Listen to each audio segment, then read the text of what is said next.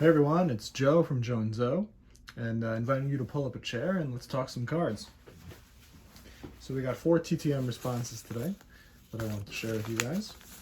Let's get those off the table. All right.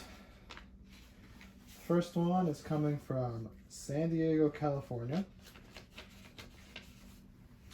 And it is Mr. Mark Grant. And any viewers in San Diego will know him because he is the color commentator for Padres games on TV. He signed 1 of 1 in 12 days. He pitched, made his first appearance in '84, his last appearance in '93 for the Giants and the Padres. He officially retired in 1996, even though his last major league appearance was in 1993. He was drafted 10th overall by the Giants in the 1981 draft. His career numbers: 2.2 WAR, 22 and 32 career record with a 4.31 ERA, a 1.42 WHIP, and 8 saves. And as I said, he is currently the color commentator for the Padres on TV. He was a reliever, as you could tell from his numbers. His best season was in 1989 with the Padres, where he went 8-2 with a 3.33 ERA, 2 saves, and he pitched 116 1/3 innings. So he definitely pitched a lot of innings that year, and definitely had an opportunity for that ERA to be higher. But 3.33 is a pretty good ERA, and that is Mr. Mark Grant. All right, our next one comes from Carroll Stream, Illinois, and it is Mr. Mike Huff. Signed that very nicely. He signed 1 of 1 in 8 days. He made his first appearance in 1989, his last appearance in 1996.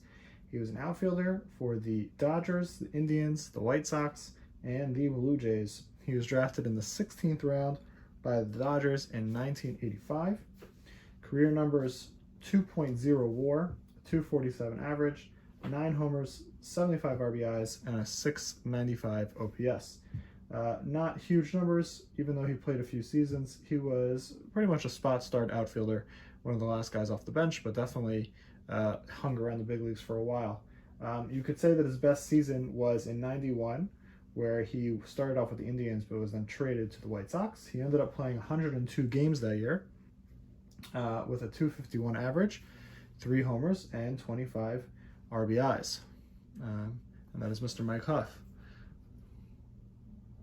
Now I'm noticing, I should just say, you can see the difference between these cards. I'm noticing more and more that when I send the cards through the mail without any sort of protection whatsoever, I am seeing a lot more nicks, a few more bends and stuff like that.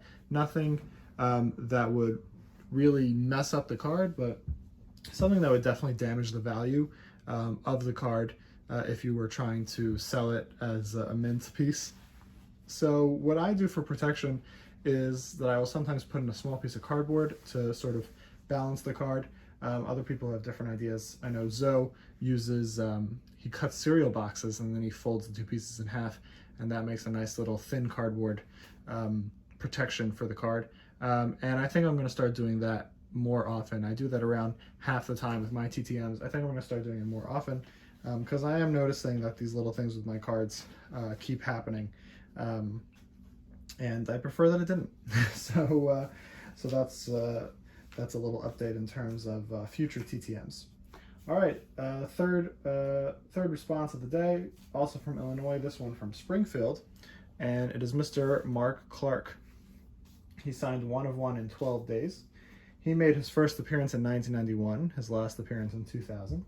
He was a pitcher with the Cardinals, the Indians, the Mets, the Cubs, and the Rangers. He was a starter, but definitely a journeyman. He was traded 3 different times during his career. His numbers, decent for a guy who's, an end of the rotation starter: 5.9 WAR, 74 and 71 record, a 4.61 ERA, and a 1.35 WHIP. He was drafted in the 9th round by the Cardinals in 1988 and made his major league appearance just 3 years later. So pretty good trip through the minors. Like I said, his last appearance was in 2000. He was released halfway through the season by the Rangers. No one picked him up, and he retired at that point. And he lives in Illinois, like I said, and seems like a pretty nice guy. That is Mr. Mark Clark. And our last one of the day comes out of Metroplex, Michigan. And this is Mr. Tom Runnels, a card of him as the manager of the Expos. He also sent along this personalized note. So that's pretty cool. Tom Runnels is actually an interesting guy. I had never heard of him. Again, before doing the research for these TTMs, I always had his card, but never looked into him. I immediately thought that, seeing that he was a manager in the late 80s, early 90s, that he was probably, in his 50s then, and to get a response from him 30 years later, I thought, like, wow, this is an old man. But the truth is that he was in his 30s when he was managing the Expos. So let's tell the Tom Runnels story. He signed 1 of 1 in 14 days, and like I said, he sent along this note. He was an infielder during his career for the Reds, but he only played parts of 2 seasons in 1985 and 1986. He had only 46 career at-bats, so I didn't even bother really giving his career numbers. I think if I looked on according to Baseball Reference, he had 57 plate appearances and only 46 at-bats, so not worth giving his career numbers for that. He spent 7 seasons in AAA, 10 seasons in the minors, and 7 seasons at AAA. So by the time he got to the majors, he was already 30 years old. And he retired after the 1986 season and immediately entered coaching. He started off in the Red system, moved on to the Expos system, and then eventually became the Expos manager in 1991, which would have put him at, I believe, 36 years old. So very young for a manager, especially in those days.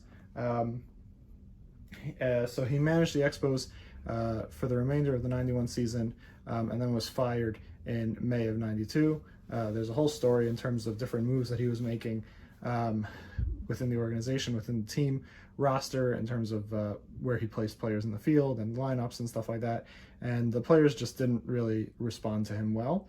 And at the same time, Dave Dombrowski, who has been a very successful executive through the years in baseball with the Tigers, with the Red Sox. So he, at the time, he was the general manager for the Expos, and he hired Tom Runnels, and he left the organization. Dan Duquette took over, the famous Expos general manager, eventually building the Red Sox champion before Theo Epstein, among other teams. And he fired Mr. Reynolds, replaced him with Felipe Alou, and anyone who knows Expos history knows that Felipe Alou was by far the most successful manager in Expos history.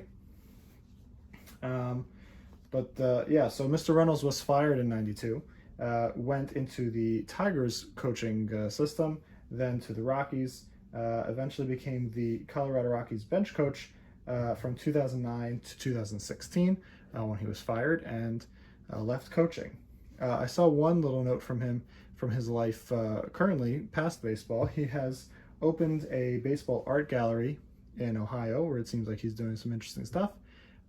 He opened that in September of 2020. So I don't know if it's still open, but definitely something interesting from a very interesting guy, no question about it.